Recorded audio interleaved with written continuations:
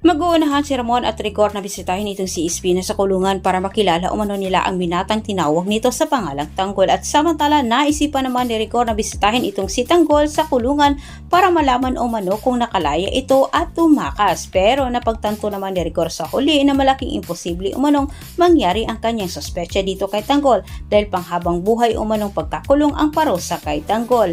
Binigyan pa naman ng dahilan ng Peking Tanggol itong si Ramon para bumalik naman ang pagdududa nito sa kanya. Iba kasi ang nararamdaman ni Ramon simula nung narinig niya ang pangalang Tanggol, at dagdag pa dito nakita din pala ni Ramon ang mukha ni Tanggol kahit malabo dahil malayo, pero malakas ang kutob ni Ramon na ang binatang naengkwentro umano nilang dalawa ni Greg noon sa hotel at ang binatang nakita niya ngayon ay iisa.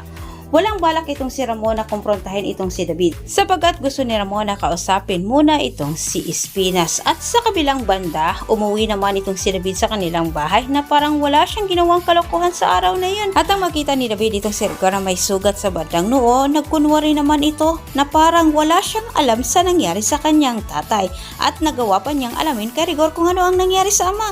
Pero hindi nagsabi si Rigor sa buong nangyari. Ang tanging sinabi ni Rigor dito kay David na habang nasa operasyon umano sila ay may tumira umano sa kanya, pero wala siyang kaalam-alam, wala siyang kamalay-malay na si David pala ito. Ginawa ito ni David para lang hindi siya mabisto ni Ramon. Sinaisip ni David na hindi umano dapat malaman ni Rigor ang kanyang pinagagawa. Anya, kung sakaling dumating man ang araw na malaman umano ni Rigor ang kanyang pagkukunwaring Tanggol kay Ramon, patay na umano itong si Ramon para ipagmalaki umano siya ng kanyang tatay. At dito po nagtatapos ang ating paunang advance episode update ngayong araw na ito. Huwag niyo kalimutang mag-subscribe para sa maraming karagdagan kung ikaw po ay bago pa lang. Muli, maraming salamat and God bless.